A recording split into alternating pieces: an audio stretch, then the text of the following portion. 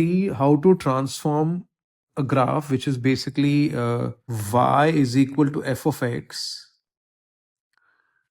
into mod y equal to f of x. पहले हम ये देख लेते हैं कि कैसे हम उसको ट्रांसफॉर्म करेंगे.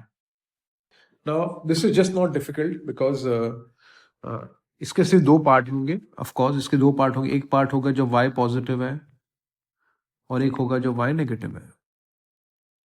एक्चुअली वेरी क्लियर, अगर y पॉजिटिव है तो फंक्शन वैसे का वैसे ही रहेगा.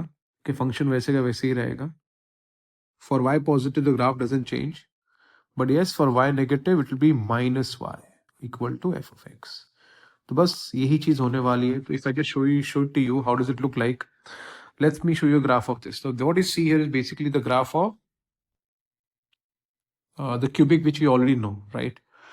अब अगर सपोज मैंने मॉड y किया तो उसमें होगा क्या एक्चुअली, जो एक्स एक्सिस की जो ऊपर वाला पार्ट है वो वैसे का वैसे ही रहता है. एक्स एक्सिस की जो ऊपर वाला पार्ट है वो वैसे का वैसे ही रहेगा, क्योंकि अगर y पॉजिटिव तो फंक्शन वैसे का वैसे ही रहता है.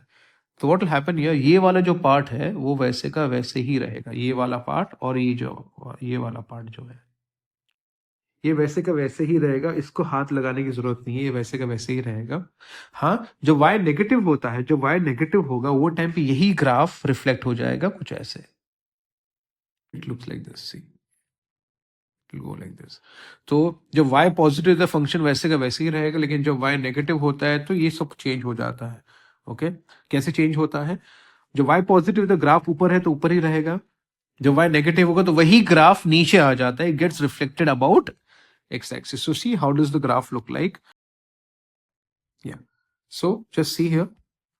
So what I had drawn is, this is basically our normal graph.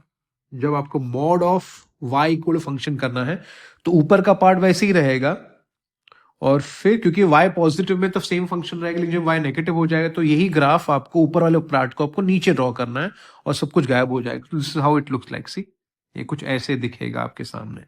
Okay, so this is a graph of mod y equal to f of x.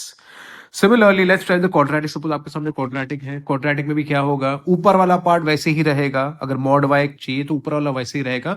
जब y नेगेटिव होगा तो ऊपर वाला पार्ट वैसे ही रहेगा. नीचे वाले को डिलीट कर दो, नीचे वाले को डिलीट कर दो. ये कुछ ऐसे दिखेगा आपके सामने. So what you see here is basically the graph of mod y equal to f of x.